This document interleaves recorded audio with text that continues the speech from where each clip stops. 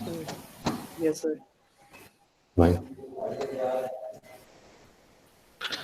Okay, previously we were discussing some important stuff related to A standard diesel cycle. I have started with the actual diesel cycle. I was explaining it, and the air standard diesel cycle.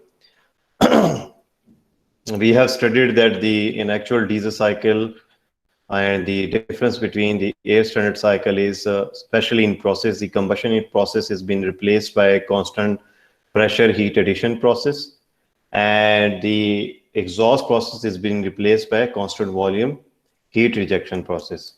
And other thing that we have also said about air standard cycles, that the processes are internally reversible.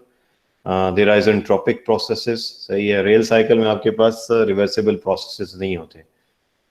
Also, we mentioned about cold air standard assumption, in which we said that under cold air standard assumption, the heat capacities Cp and Cv will be constant. And in that case, we'll be using a specific equation to evaluate our problem. If you look at the graph of the diesel cycle, it's very simple on a PV curve. If you draw a air standard cycle graph, you will see that you have a process which is constant volume and also what? Constant pressure. A bit different from what you studied in your gasoline cycle. In gasoline cycle, the processes of heat addition and heat rejection both are constant volume process. And I mentioned that why it is a constant volume process. Here you can see that you have one, for example, here it closes at this point, and you have a 2 point, and you have a 3 point, and then you have a 4 point. From 1 to 2, what happens in air standard cycle, if you consider this cycle, this is your air standard cycle. In actual cycle मैंने already discuss कर लिया, तो हमने इसे previously भी discuss किया है कि actual cycle में process कैसे होता है, तो ये कैसे intake होती है, फिर आपके पास कैसे combustion होती है, and then our power and combustion power, and then we have an exhaust stroke. Here what happens that in a compression which is isotropic compression, your piston from bottom dead center. This is bottom dead center. If I consider this one, this is top dead center. Okay, fine. This is top dead center. तब आपके पास क्या हो रहा है कि आपके पास air की intake होती है. फॉर एग्जांपल यहाँ से आपकी एयर की इनटेक हुई, सही है, इस जगह पे. अब आपके पास नेक्स्ट प्रोसेस में क्या होगा? कंप्रेशन होगी. कंप्रेशन सिमिलरली आपका वॉल्यूम V1 से V2 पे आ जाएगा. We say the compression ratio with R here, and we say that the volume V1 by V2. Fine. This is our compression ratio, which is a ratio between maximum volume and minimum volume. What is maximum volume? It is Vd, the volume which is displaced by the piston while moving from top dead center to bottom dead center, plus Vc, the clearance volume, the volume between your top dead center and the piston head. इसके बीच पे जो volume होता है. For example अगर मैं इसको draw करूं यहाँ पे, इसी को आप कंसिडर कर लें कि यहाँ पे आपके पास टॉप डेड सेंटर है. इस फिगर को आप कंसिडर कर लें, ये टॉप डेड सेंटर है. आप जो वॉल्यूम इससे यहाँ तक ये 1 स्ट्रोक लेंथ अगर मूव करता है S, तो आपके पास ये जो वॉल्यूम होगा इसको हम कहेंगे डिस्प्लेस्ड वॉल्यूम. सही है. लेकिन जो वॉल्यूम आपके पास इस टॉप डेड सेंटर से यहाँ तक का वॉल्यूम होगा उसे हम क्या कहेंगे? Clearance volume. So then you have a constant pressure heat addition process. मैंने आपको बताया था constant pressure heat addition process क्यों है last उसमें. And then we have isentropic expansion. यहाँ पे आपका P constant होता है इस process में. Then isentropic expansion, and then we have a constant volume heat rejection. यहाँ पे आपके पास Q out होता है, सही है. यहाँ आपके पास Q in होता है. And you have a work of compression here on this point, or in work of compression. अब area under this point आपके पास क्या है? एरिया अगर हम इसका लें तो हमें क्या आ जाते हैं? नेटवर्क आ जाता है हमारे पास, क्योंकि हम अब एयर स्टैंडर्ड साइकिल्स में हम पंप वर्क नहीं कंसिडर कर रहे, जो एक्चुअली हम कंसिडर कर रहे होते हैं व्हाइल कैलकुलेटिंग. सही है. तो हमारे पास जो वर्क पावर है वो हमारे पास दो तरह की पावर है. One is the brake power, and other one is the indicated power. Indicated power जो है वो दो चीजों पे डिवाइड हो जाती है. वो आपके पास एक्चुअल ये work, gross indicated work, and your perk work, इन दोनों की कॉम्बिनेशन होती है. अब मैं अगर नेक्स्ट उस पर जाऊं तो यहाँ साइकिल बड़ा प्रॉपर्ली ड्रॉन है एंड वी कैन सी कि हमारे पास पहले यहाँ पे क्या होती है, फ्रॉम वन यहाँ पे हमारे पास इनटेक ऑफ एयर होती है।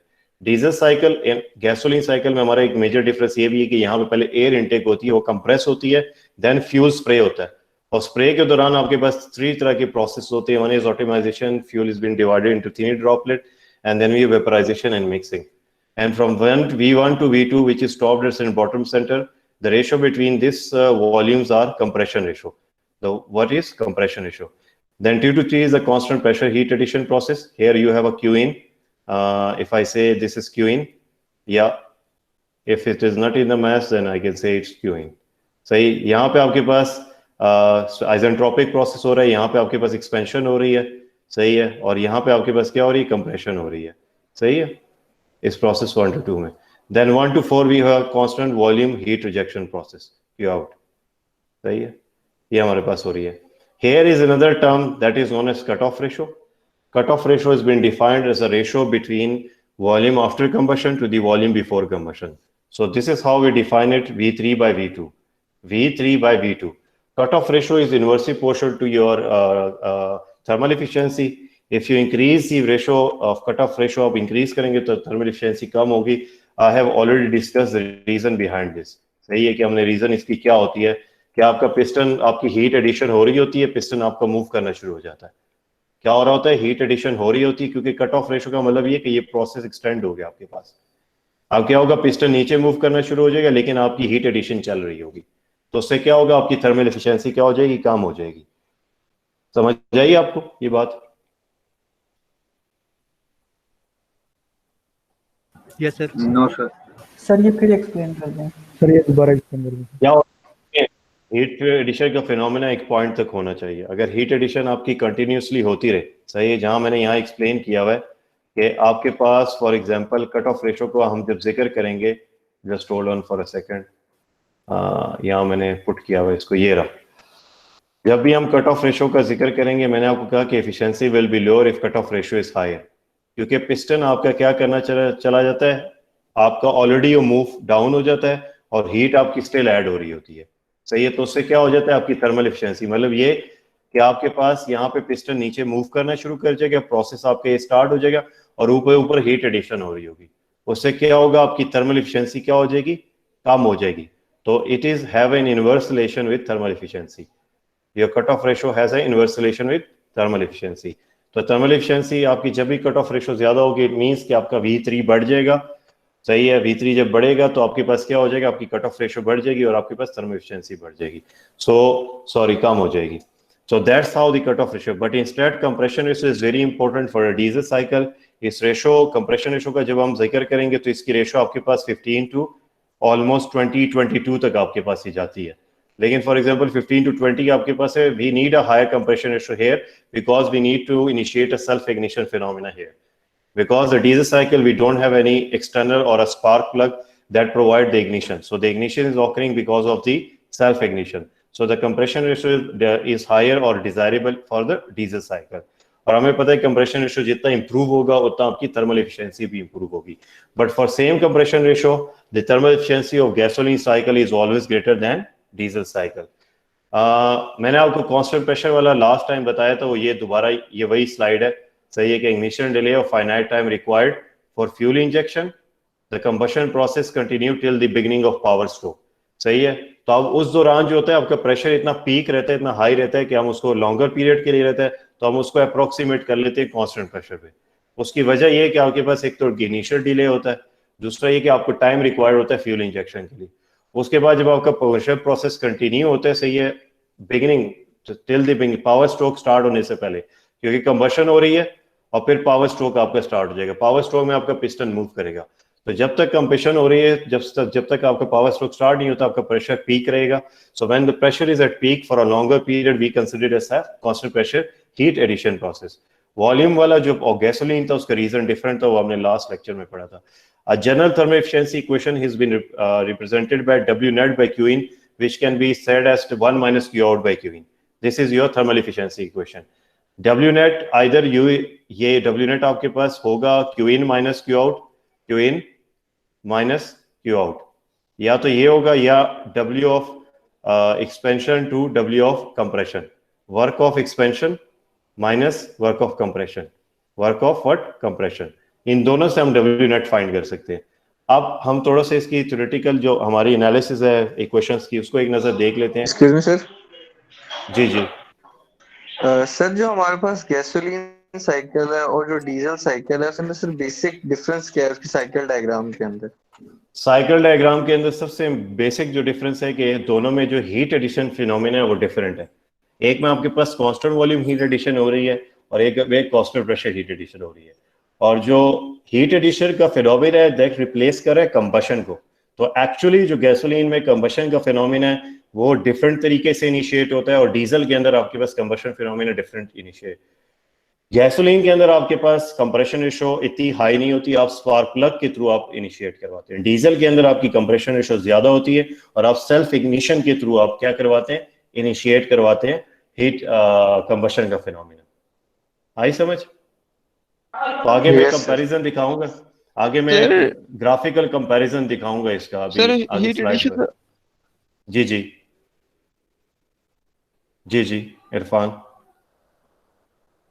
सर हीट एडिशन तो दोनों में कांस्टेंट प्रेशर पे होता है ना? नहीं नहीं, हीट एडिशन डीजल के अंदर कांस्टेंट प्रेशर पे होती है और आपके पास जो कम वो होता है क्या नाम है गैसोलीन, उसमें कांस्टेंट वॉल्यूम पे होती है। आपने ये ग्राफ मैंने लास्ट लेक्चर में हमने पढ़ा है ये वाला कि यहाँ हीट एडिशन प्रोसेस आपके पास क्या होती है, कांस्टेंट वॉल्यूम पे होती है। अब आगे चलते ये दोनों ग्राफ्स का कंपैरिजन में आपको आगे स्लाइड्स में आ जाएगा, दोनों ग्राफ कंपेयर हुए हैं, ठीक है। तो आपको ये बिस्टर स्टैटिक दी रहेगी। ये नजर आ रहा है आपको, ये गैसोलीन साइकिल है, ये सारा गैसोलीन साइकिल है, ये नजर जो आ रहा है आपको ये this is gasoline cycle, constant volume heat addition process. But diesel it was constant pressure. Reason इसके कांस्टेंट वॉल्यूम के मैंने आपको बताया था कि कंबशन का फिनोमेना इतना रैपिड होता है, सही है, कि आपके पास पिस्टन मूव नहीं होता और आपके पास क्या हो जाती है, पिस्टन मूव नहीं होता और आपके पास प्रोसेस कंबशन हो जाती है। तो हम कहते हैं कि भाई कांस्टेंट वॉल्यूम पे हो जाती है, सही है। यहाँ रीजन डिफरेंट है उसका, ठीक है। अच्छा, और यहाँ पे हमें ये इशू भी था कि अगर हम कंप्रेशन रेशो बहुत बढ़ा देंगे ऑटो साइकिल में, तो हमने पढ़ा था कि ऑटो साइकिल में सेल्फ इग्निशन हो जाती है, उससे आपके पास क्या हो जाएगा, नॉकिंग ऑफ फिनोमेना हो जाएगा। तो हम इक्वेशंस को स्टडी कर लेते हैं वन बाय वन। सबसे पहले आपकी एनर्जी की इक्वेशन है, इट्स वेरी सिंपल, ऑलरेडी जो एनर्जी इक्वेशन है वो गिवन है, लेकिन यहाँ पे क्योंकि आपके पास ये जो प्रोसेस है कांस्टेंट प्रेशर है और ये वाला कांस्टेंट वॉल्यूम है, तो क्यू इन आपके पास होगा delta H, Q in delta H के इक्वल होगा। Q in is delta H which is H3 minus H2, सही है। और H3 हमने पढ़ा था कि वो इक्वल होता है CP डेल्टा T के। सो CP delta T will be CP T3 minus T2। So this is for constant pressure heat addition, but here it is a constant volume. In constant volume we represent internal energy, your Q out will be U4 minus U, इन्होंने U1 minus U4 लिखा है, लेकिन this is U4 minus U1, सही है, आप दोनों लिख सकते हैं, लेकिन उसमें फिर Q out आपको माइनस करना पड़ेगा। So here we know that when we have a cold air standard assumption, I mentioned in previous lecture, then we will consider this equation CV T4 minus T1। आई समझ आपको?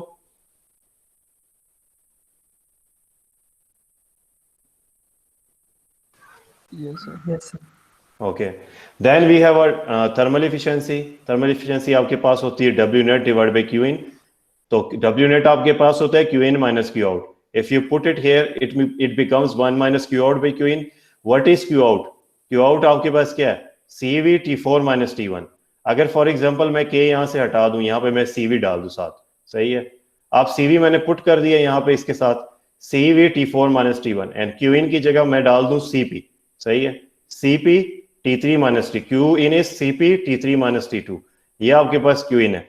अब CV जो है वो नीचे डिवाइड हो जाएगा CP पे और आपके पास क्या आ जाएगा, वी नो कि CP आपके पास अगर CV पे डिवाइड हो जाए क्या आ जाएगा, K आ जाएगा सर, हीट कैपेसिटी रेशो आ जाएगी, सही है, K। दोबारा ओपन कर रहा हूँ यहाँ पे मैं। तो अब आपके पास K आ गया, आपके पास ये टर्म। फर्दर इसको आप सिंप्लीफाई कर सकते हैं by taking T1 here common, T1 and T2 here common. So ये आपके पास इक्वेशन आ जाएगी इनिशियली। अब हम करते हैं आइसोट्रोपिक की इक्वेशंस निकालते हैं और हम देखते हैं कि हम ये जो डीजल की ये वाली इक्वेशन है ये कैसे आएगी। ये हमने ऑलरेडी पढ़ लिया, cut off ratio RC, compressor ratio already पढ़ लिया, मीन इफेक्टिव प्रेशर हम ऑलरेडी पढ़ चुके हैं, प्रीवियसली, ये दोबारा मैं डिस्कस नहीं करूंगा। हमने अब आइसेंट्रोपिक इक्वेशंस पढ़नी है, ये वाली टेम्परेचर की, और इसकी मदद से हमने क्या निकालना है, ये थर्मल इफिशिएंसी की इक्वेशन निकालनी है कंप्रेशन रेशो और कट ऑफ रेशो की फॉर्म में। और मैंने आपको पहले बताया था for same compression ratio auto cycle की एफिशिएंसी डीजल साइकिल से ज्यादा होती है। यह आपके पास प्रेशर की इक्वेशन है, when you have a process, सही है, प्रेशर की इक्वेशन है। सिमिलरली सेम इक्वेशन आपके लिए जो है ना उसके लिए इस्तेमाल होगी फ्रॉम 3 to 4 प्रोसेस के लिए। दिस इज रिलेशन बिटवीन, ये भी आपने असल में थर्मोडायनामिक्स 1 में ये पढ़ी हैं ये क्वेश्चंस, और 2 में, सही है, लेकिन मैं आपको जनरली आइडिया दे रहा हूँ कि ये क्वेश्चंस आपकी दोबारा यूटिलाइज होंगी। So you need to go and recall chapter number 9 from Cengel, and then thermodynamics 1 में आपने जो आइसेंट्रोपिक इक्वेशन, स्पेशली आप जाएं मिकॉनकी में जाएं और आप चैप्टर नंबर 2 और चैप्टर 3, मिकॉनकी चैप्टर 2 और चैप्टर 3 ये मस्ट पढ़ लें। ये आपको आईसी इंजन, पावर प्लांट, और आपको इसमें हेल्प आउट करेगा रेफ्रिजरेशन में, सही है। यहाँ पे सारी जो बेसिक आपकी क्वेश्चन है थर्मोडायनामिक्स की जो आपने प्रीवियसली पढ़ी हैं, सही है, यहाँ पे यूज होती हैं। अब आपके पास हम क्या करते हैं आइसोट्रोपिक इक्वेशन स्टडी करते हैं और देखते हैं हमारे पास ये इक्वेशंस कैसे आती हैं। तो हमारे पास एक्चुअली ये इक्वेशन थर्मल इफिशिएंसी की बन गई, हमारे पास आ गई। हमने प्रीवियसली 1 to 2 हमें पता है गैसोलीन के अंदर आइसेंट्रोपिक कंप्रेशन होती है, तो ये रिलेशन हम प्रीवियसली ऑलरेडी निकाल चुके हैं, अभी प्रीवियस क्लास में मैंने आपको कराया था, याद है कि भूल गए? याद है कि भूल गए? ये याद है ना? तो ये रिलेशन हमने किस में पढ़ा था? प्रीवियस क्लास में पढ़ा था। Yes sir. तो ये प्रीवियस क्लास में पढ़ा था। तो ये रिलेशन हमारे पास कैसे वर्क करता है कि हमारे पास फॉर एग्जांपल हम कहते हैं हमारे पास आइसोट्रोपिक प्रोसेस है, हम कहते हैं पीवी के हमारे पास क्या है, कॉन्स्टेंट है, वह सी लिख रहा हूं कॉन्स्टेंट की जगह, सही है। और हमें पता है के हमारे पास इक्वल है सीपी बाय सीवी के, सही है। अब इसको अगर मैं फर्दर सिंप्लीफाई करने की कोशिश करूं फॉर प्रोसेस 1 to 2 जो आपके पास डीजल में हो रहा है from 1 to 2, then you have a P1 V1 K which is equal to P2 V2 K, सही है। अब ये क्वेश्चन आपके पास आ गई। अब आपके पास ये हो गया कि आपको पता है कि आपके पास प्रेशर जो होता है हमें पड़ा हुआ है परफेक्ट गैस इक्वेशन में, जो आपके पास ideal gas PV equal to क्या होता है, RT, सही है। हम इस तब नहीं लिखते हैं जब हमारे पास वॉल्यूम होता है, दिस इज स्पेसिफिक वॉल्यूम, तो हम फिर मैथ्स नहीं लिखते, सही है। अब अगर मैं प्रेशर को रीअरेंज करूं, इस इक्वेशन को रीअरेंज करूं और इसमें P1 की जगह ये डाल दूं और P2 की जगह ये वाला इक्वेशन डाल दूं, तो हमारे पास इक्वेशन क्रिएट हो जाती है T2 by T1 which is equal to V1 by V2। मैं क्या कर लूं, ये मैंने प्रीवियसली आपको डेरिवेशन कराई है, सिर्फ ओवरव्यू दे रहा हूं। ये मैं अगर PV यहाँ पे P1 की जगह ये इक्वेशन डाल दूं RT डिवाइड बाय V, और P2 की जगह ये इक्वेशन डाल दूं, सही है। तो हमारे पास इक्वेशन साथ में आपके पास इसके क्या आ जाएगा, साथ में क्या आ जाएगा, इसके साथ मल्टीप्लाई होके साथ में क्या आएगा बताएं?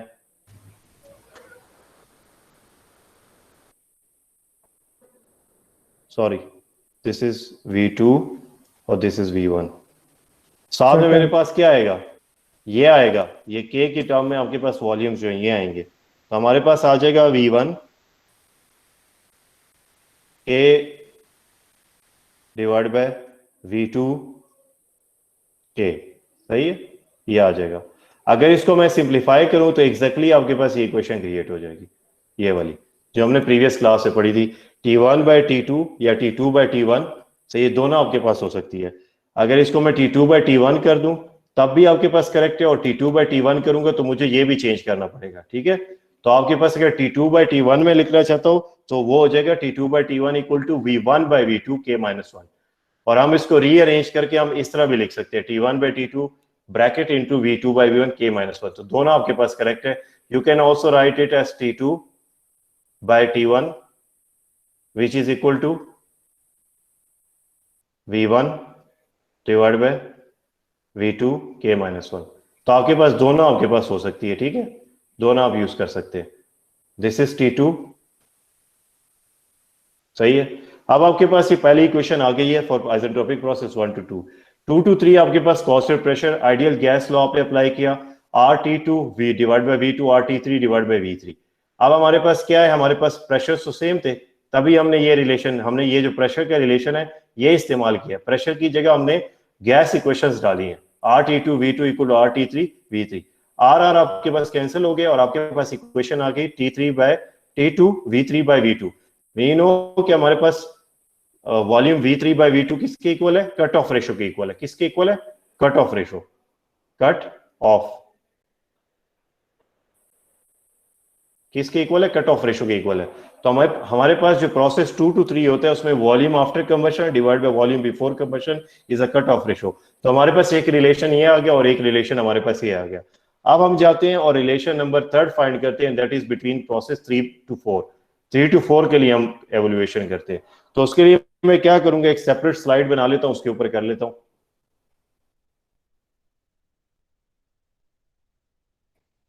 सेपरेट स्लाइड में बना रहा हूं, यहां पे एक सिंपल सी स्लाइड बना रहा हूं और उसके ऊपर मैं करता हूं इसको।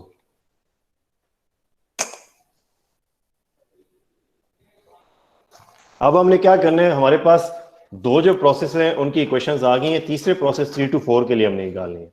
तो T3 to T4 आपके पास होगा, आपके पास T3 to 4 आपके पास आइसेंट्रोपिक इक्वेशन है, आइसेंट्रोपिक एक्सपेंशन है। 3 to 4 प्रोसेस हम किसके लिए निकाल रहे हैं, 3 to 4 प्रोसेस के लिए। तो 3 to 4 प्रोसेस आपके पास क्या है, आइसेंट्रोपिक एक्सपेंशन। तो T3 by T4 आपके पास हो जाएगा विच इज इक्वल टू V4 और V3 बाय V3 हो जाएगा। जो हमने प्रीवियसली पढ़ा भी हुआ है, लेकिन मैं इसको सिंप्लीफाई करेंगे हम फर्दर। ये हो जाएगा आपके पास K-1। हमें पता है कि हमारे पास प्रोसेस 4-1 हमारे पास क्या है, 4-1 हमारे पास क्या है, कांस्टेंट वॉल्यूम प्रोसेस है। तो V1 किसके इक्वल है, V4 के इक्वल है। तो अगर मैं इसको फर्दर सिंप्लीफाई करना चाहूं तो मैं इसको लिख सकता हूं V1 बाय V3 K-1। तो ये हमारे पास फर्दर सिंप्लीफाई होगी। अब मैं अगर कहूं कि मेरे पास इसको सिंप्लीफाई कर लेते हैं और इसको लिख लेते हैं V1 K-1 divide by V3 K-1। तो ये आपके पास पहला पार्ट इसका कंप्लीट हुआ है। अब दूसरे पार्ट में हम क्या करेंगे, इसको रीअरेंज करेंगे किस फॉर्म के साथ, टेम्परेचर के साथ। टेम्परेचर के साथ रीअरेंज करने के लिए हमें क्या करना पड़ेगा, V1 की जगह मैं कौन सी वैल्यू पुट करूंगा, प्रीवियस वैल्यू जो हमने निकाली है ये वाली। इसमें V1 की जगह V2 को मैं इधर कर दूंगा और मैं इसको उस जगह V1 की जगह पुट करूंगा 1 to 2 प्रोसेस में। तो V1 हमारे पास क्या हो जाएगा, V1 K-1, ये हमने प्रीवियस निकाल ली इक्वेशन, वो इक्वल हो जाएगा आपके पास T2 by T1 which is V2 K-1। सही है। ये मैं क्या करूंगा, इसको पुट करूंगा किस जगह, इस जगह पे। सही है, यहां पुट करूंगा। अब हमारे पास जो रिलेशन क्रिएट हो जाएगा वो आपके पास हो जाएगा T3 by T4 which is equal to T2 by T1 multiply by V2 K-1 divided by V3 K-1। सही है, ये आपके पास रिलेशन क्रिएट हो गया। अब नेक्स्ट फेज में हम क्या करेंगे, इस इक्वेशन को रीअरेंज करेंगे। रीअरेंज भी करेंगे और कुछ टर्म्स को हम सिंप्लीफाई करेंगे। तो हमारे पास, हम इसको पहले लिख लेते हैं T3 बाय T4। रीअरेंज कर रहा हूं, सही है, रीअरेंज करके लिख रहा हूं मैं इस इक्वेशन को। इसी इक्वेशन को मैं क्या कर रहा हूं, रीअरेंज करके लिख रहा हूं। Fine,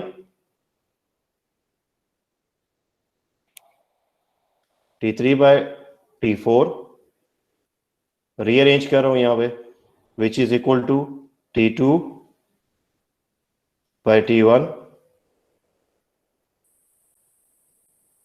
and V2 by V3 divided by V3 K-1। तो अब आपके पास ये रिलेशन क्रिएट हो गया। हमने इससे पहले गैसोलीन में हमने एक टेम्परेचर रेशो पढ़ा था, वो टेम्परेचर रेशो हमने यहाँ पढ़ा था गैसोलीन के अंदर, जो मैं यहाँ लिख रहा हूँ, वो रेशो तो आपके पास T3/T2 which is equal to T4/T1। ये हमने पढ़ा था प्रीवियसली किसके अंदर, और एक गैसोलीन के अंदर पढ़ा था। अब मैं क्या करूंगा, इस इक्वेशन को फर्दर रीअरेंज करूंगा, नेक्स्ट स्लाइड में इसके अंदर ऐड कर देता हूं, और हम क्या करेंगे, इस रेशो को फिर यहाँ पुट करेंगे। सही है, इस रेशो को पुट करेंगे यहाँ पे। चलें मैं वो कर लेता हूँ, कीप करता हूँ, मैं नेक्स्ट स्लाइड इसमें ऐड कर लेता हूँ। तो रेशो हमने प्रीवियसली देख लिया, ये हमारे पास रेशो है। हम इस इक्वेशन को फर्दर रीअरेंज करेंगे और हमारे पास इक्वेशन बन जाएगी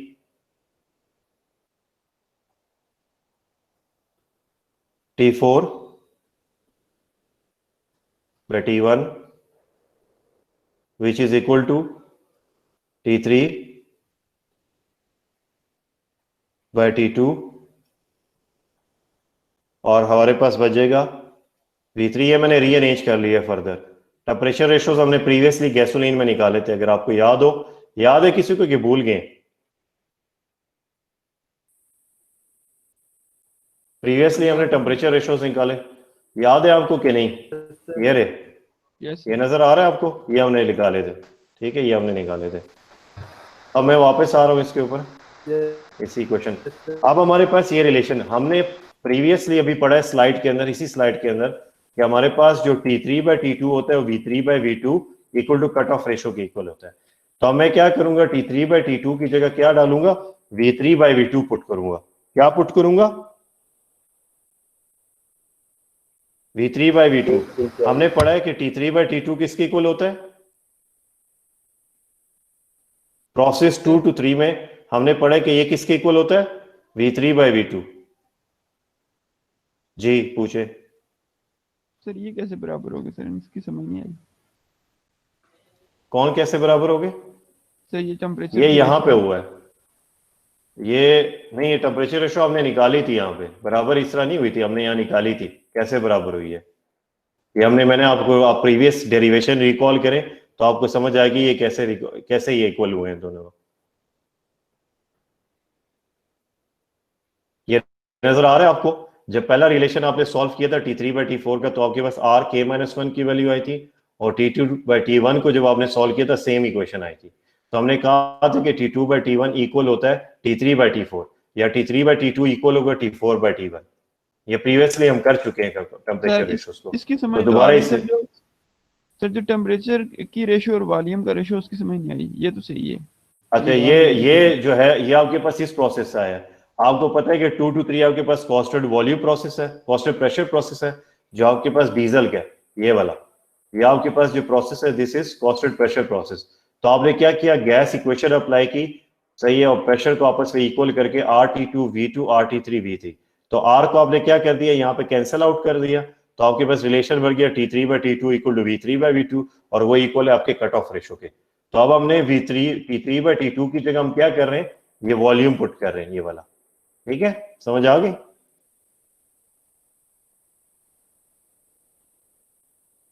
क्लियर कि अभी भी इशू है?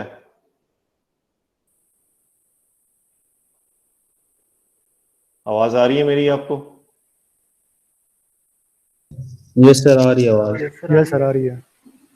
अच्छा ठीक है। अब मैंने क्या किया, टेम्परेचर की जगह मैंने ये वॉल्यूम ऐड किया, K-1, और वो पॉजिटिव वो था, सही है, टर्म थी, तो positive negative term cancel out हो जाते हैं, और एट द एंड आपके पास इक्वेशन बन जाएगी T4/T1 which is equal to V3। वहां ये सारी सिंप्लीफिकेशन थी और डायरेक्ट किया हुआ है, तो इधर इसलिए मैं आपको ये डिराइव करा रहा हूं ताकि आपको इक्वेशन का पता हो। सही है, K which is equal to, क्योंकि आपके पास जब ये इसके साथ ऐड होगा तो ये माइनस टर्म खत्म हो जाएगी। तो अब आपके पास, आपको पता है V3/V2 आपके कट ऑफ रेशो के इक्वल है, तो ये आपके पास क्या आ जाएगा, रिलेशन आ जाएगा। और प्रोसेस टेम्परेचर T4 और T1 के लिए, तो ये आपके पास ये रिलेशन आपके पास आ गया। अब आपके पास क्या है, 3 तरह की चीजें आपके पास आ गई है जो थर्मल एफिशिएंसी के अंदर इस्तेमाल हो रही है। तो अगर आप थर्मल एफिशिएंसी की इक्वेशन देखें तो थर्मल एफिशिएंसी की आपके पास इक्वेशन क्या है, कोई बता सकता है जो प्रीवियसली हमने पढ़ी है थर्मल एफिशिएंसी की equation? Sir 1 minus 1 over RC की पावर के। मैं दोबारा डाल रहा हूँ भाई, एक स्लाइड ऐड करो ताकि इसको कंप्लीट कर लूँ यहीं पे, ठीक है। एक और स्लाइड ऐड करो जहां पे मैं इसको कंप्लीट करूंगा। तो अब आपके पास क्या है, आपके पास थर्मल एफिशिएंसी की इक्वेशन थी कि आपके पास थर्मल एफिशिएंसी किसके इक्वल होती है, TH which is equal to 1 minus T1 by T2, bracket में आपके पास आ जाएगा, इसको फर्दर बड़ा कर लेते हैं, ब्रैकेट में आ जाएगा T4 बाय T1, सही है, और माइनस हो जाएगा इससे 1, ये आपने आपकी थर्मल एफिशिएंसी को जो अभी हमने सिंप्लीफाई की थी, और T3 bye T2 which is -1। तो अब आप देखते हैं कि हमारे पास कौन कौन सी वैल्यूज आ गई है। तो हमें T4 बाय T1 हमें पता लग गया किसके इक्वल है, RC के इक्वल है। हमें T3 बाय T2 पता लग गया RC के इक्वल है। हमें T1 बाय T2 या T2 बाय T1 पता लग गया V2 बाय V1 के इक्वल है, सही है। तो हम ये सारी टर्म्स अब इसके अंदर पुट कर देंगे, टेम्परेचर के जितने रिलेशंस है ना वो अब इस इक्वेशन के अंदर जब पुट करते हैं तो आपके पास इक्वेशन क्रिएट हो जाती है थर्मल एफिशिएंसी की, which is equal to 1 minus 1 divide by R K minus 1 multiply by RC K minus 1 divided bye,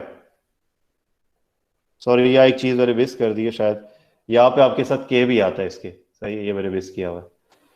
तो K आपके साथ हो जाएगा multiply by T3 bye T2 की जगह आ जाएगा RC माइनस 1। तो ये वो इक्वेशन है जो आपने थर्मल एफिशिएंसी की पढ़ी है, सही है।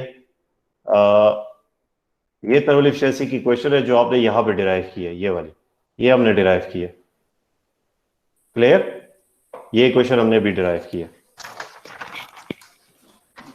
Yes sir. किसी को अगर ये डेरिवेशन समझ ना आई हो तो सर ये डेरिवेशन वाली स्लाइड्स ऐड करके गूगल क्लासरूम में डाल दिए। ये ऐड है, ये इसी स्लाइड्स में ऐड है, ये मैं अपलोड कर दूंगा आज, सही है। ये मैंने इसी के ऊपर कर दिया, इसको सेव कर लिया, ये स्लाइड्स में अपलोड कर दूंगा तो आप उसमें से कर ले। तो हमने ये रेशोज वगैरह तो ऑलरेडी डिस्कस कर ली है। इसके अलावा मैंने आपको बताया था कि सेम कंप्रेशन रेशो के लिए आपकी ऑटो साइकिल की जो एफिशिएंसी हमेशा डीजल साइकिल से ज्यादा होगी, लेकिन सीआई इंजन में हमेशा ज्यादा कंप्रेशन रेशो हमें चाहिए होगी क्योंकि हमने सेल्फ इग्नाइट करवाना है as compare to SI engine. उसके अलावा ग्राफिकल डिफरेंस जो एक डिफरेंस इन दोनों के अंदर है, that is the constant volume heat addition process, constant volume constant pressure heat addition. जो आपके पास कंबशन का फिनोमेना दोनों के अंदर हो रहा है वो डीजल के अंदर कॉस्टेड प्रेशर हीट एडिशन हो रही है और ऑटो के अंदर कॉस्टेड वॉल्यूम एडिशन। उसके अलावा जो साइकिल्स के अंदर डिफरेंस है उसमें मेजर जो डिफरेंसेस है वो कंबशन प्रोसेस के इनिशिएशन क्या है कि एक के अंदर आपके पास स्पार्क इग्निशन इनिशिएशन है ऑटो साइकिल में, दूसरे में आपके पास कंप्रेशर इग्निशन है। दूसरा डिफरेंस ये है कि आपके पास उसमें जो गैसोलीन साइकिल होता है उसके अंदर आपके पास एयर फ्यूल मिक्सचर भर के आता है आपके सिस्टम के अंदर, और डीजल के अंदर आपके पास पहले एयर इनटेक होती है, वो कंप्रेस होती है, देन फ्यूल स्प्रे होता है और आपके पास एयर फ्यूल मिक्सचर बनता है। आई समझ आपको? तो इस तरह के मेजर डिफरेंस है। उसके अलावा हमारे पास जो कंप्रेशन रेशो है वो आपके पास लिमिटेड हो जाती है ऑटो साइकिल में due to avoid self ignition auto ignition, लेकिन डीजल साइकिल में हम हायर कंप्रेशन रेशो रखते हैं ताकि हमारे पास क्या हो जाए, कंबशन इनिशिएट हो, क्योंकि उसके अंदर आपके पास इग्निशन सोर्स ही होती है। उसके अलावा आपके पास जो fuel ignition anti docking quality of the fuel है उसके बेसिस पे हम कंप्रेशन रेशो को डिफाइन करते हैं इन ऑटो साइकिल, और डीजल के अंदर हम वेट को कंसीडर करके हम उसके कंप्रेशन रेशो को डिफाइन करते हैं। तो ये कुछ डिफरेंसेस है जो इसको रिप्रेजेंट करते हैं।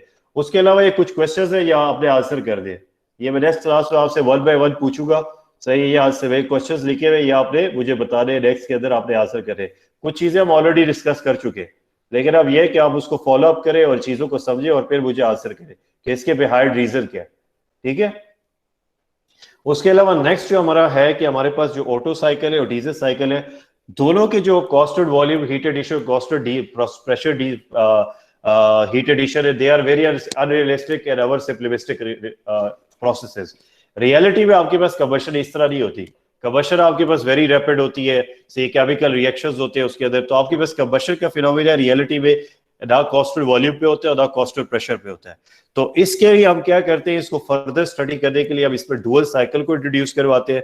तो डुअल साइकिल में हम क्या करते हैं कि हमारे पास जो ऑटो साइकिल का और डीजल साइकिल का कंबशन प्रोसेस है, कॉस्टल वॉल्यूम और कॉस्टल प्रेशर, वो आप दोनों कंसीडर करेंगे। और एक्चुअली जो ऑटो और डीजल साइकिल है, these are the special cycle of special cases of dual cycle. तो डुअल साइकिल में आप देखेंगे जब आप आगे पढ़ेंगे तो आपके पास दोनों प्रोसेसेस यहाँ पर रिप्रेजेंट होंगे, जो ये आपको नजर आ रहे हैं दोनों प्रोसेस रिप्रेजेंट होंगे। तो आप इसको नेक्स्ट चैप्टर में पढ़ेंगे। अभी मैंने आपको सिर्फ एक प्रॉब्लम थोड़ा सा ओवरव्यू देना है before we start with the dual cycle in the next chapter. सही है, वो प्रॉब्लम हम देख लेते हैं जल्दी से, क्योंकि अगर हम फ्रेश चीज को रिकॉल करेंगे तो प्रॉब्लम एनालिसिस हमारे लिए आसान होगी। It's a very simple problem. You need to do a thermodynamic analysis of your cycle, that is a Otto cycle, जिसमें आधा नॉलेज आप प्रीवियस चैप्टर 2 का इस्तेमाल करेंगे और थोड़ा सा नॉलेज आप इस चैप्टर का इस्तेमाल करेंगे फॉर गैसोलीन साइकिल। तो हमारे पास क्वेश्चन है, the question say that you have a 4 cylinder engine, cylinder number of cylinders हमारे पास क्या है 4 है, 2.5 litre is the total volume हमारे पास है, सिलेंडर्स हमारे पास 4 है, वाइड ओपन थ्रोटल है, 4 स्ट्रोक इंजन है हमारे पास, एयर स्टैंडर्ड ऑटो साइकिल है।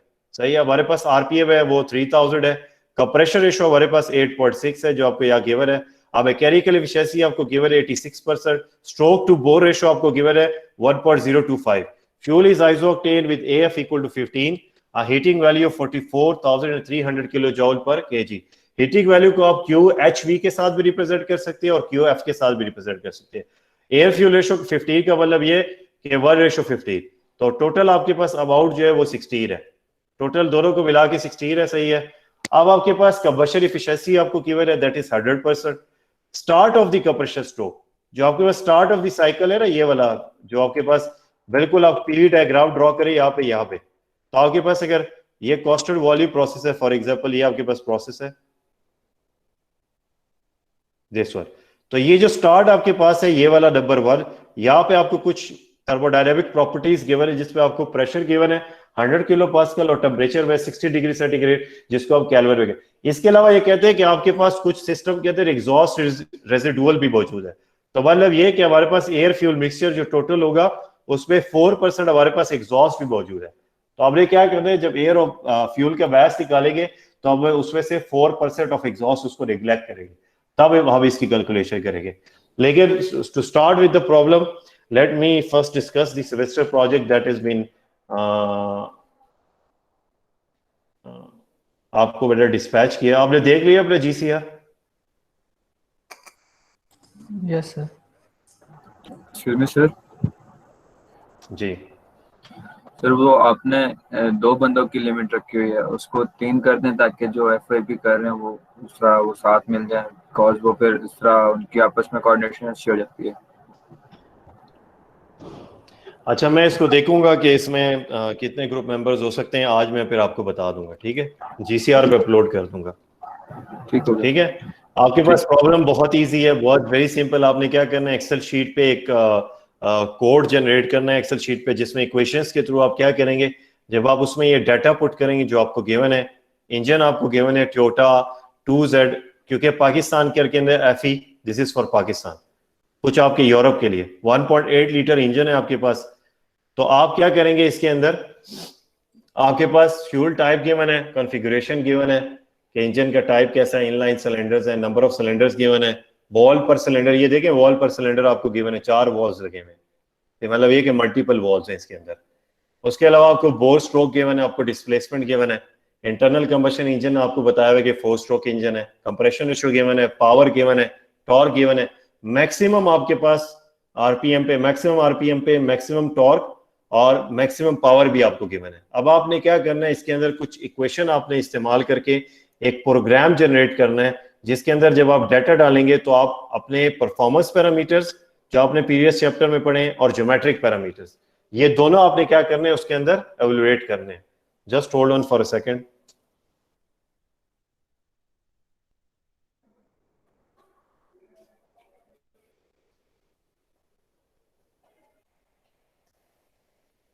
मैं आपको एक नजर दिखा दूं कि कैसे आपने करना है। सही है, आपने उसी को फॉलो करते हुए इसको फिर करना है, ठीक है।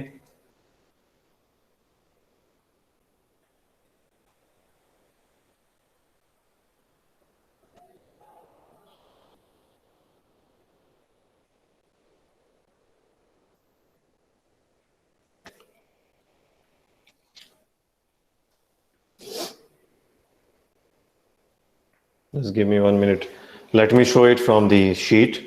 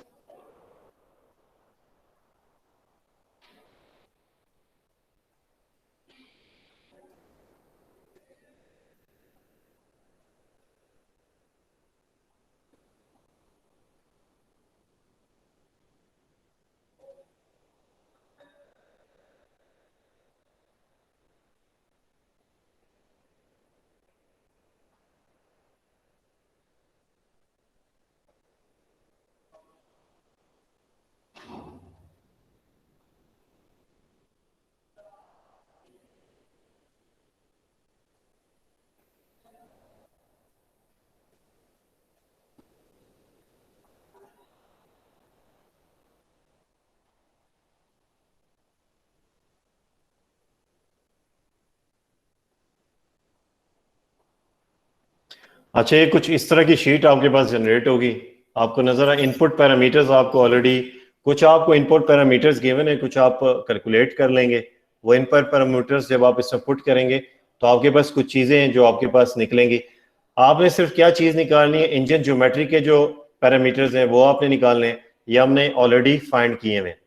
ये जो आपको इंजन पैरामीटर्स नजर आ रहे हैं वाले, जब आप इक्वेशन अप्लाई करेंगे तो ये जो पैरामीटर्स आपको नजर आ रहे हैं फ्रॉम 1 to 13, ये आपने निकालने हैं। ठीक है, 1 to 13 में आपके पास डिस्प्लेसमेंट वॉल्यूम पर cylinder, clearance volume, volume at bottom dead centre, bore stroke, stroke, piston crown area, average piston crown area हमने ऑलरेडी पढ़ लिया है, average speed of piston, crank offset, connecting rod length, instantaneous speed, piston position, distance from top dead centre, instantaneous cylinder.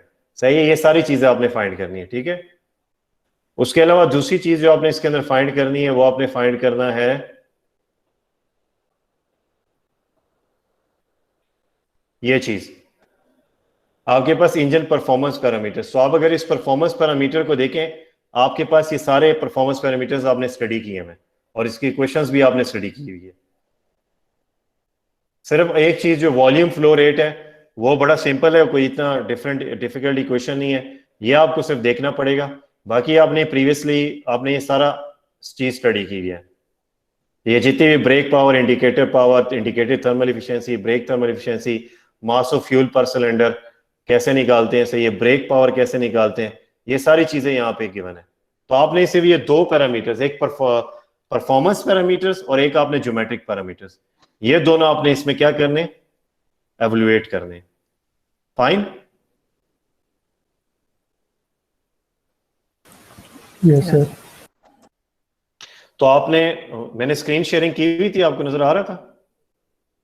Yes sir. ठीक है, तो आपने क्या करना है, सिंपली आपने इक्वेशंस डालनी है एक्सेल के ऊपर, जैसे नॉर्मली एक्सेल शीट क्रिएट करते हैं। उसमें जो पैरामीटर्स आपको इसमें सेमेस्टर प्रोजेक्ट के अंदर गिवन है वो आप इनपुट उसके अंदर डालेंगे। कुछ आपको शायद निकालने पड़े उसी पैरामीटर से, और फिर आपको क्या करना पड़े, ये चीजें आपके पास आंसर में आ जाएंगी। तो आप, मेरे पास तो ये चीज निकली हुई है, आपने क्या करना है, निकालना है, ताकि जो है ना किसी का आंसर गलत ना है। Fine, yes sir. सही है, जल्दी से मैं आपकी अटेंडेंस कॉल करूंगा, आपने मुझे अटेंडेंस देनी है। सही है, 1 मिनट के। नेक्स्ट आपका लेक्चर किसका है? रेफ्रिजरेशन। रेफ्रिजरेशन का। Just 1 minute, let me call it quickly. Munib Iqbal, Irfan,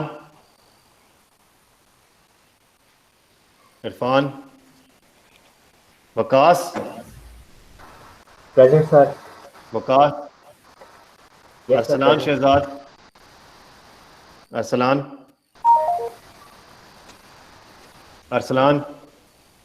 Hasnain, Mohammad Hasnain, present sir. Haseeb Nawaz,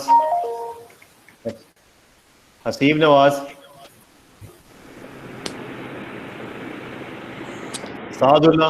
बाकी सब अपने माइक्स बंद कर दें। हावर, यस सर। हावर, यस सर। जुहेब आया हुआ है। 7 तारीख,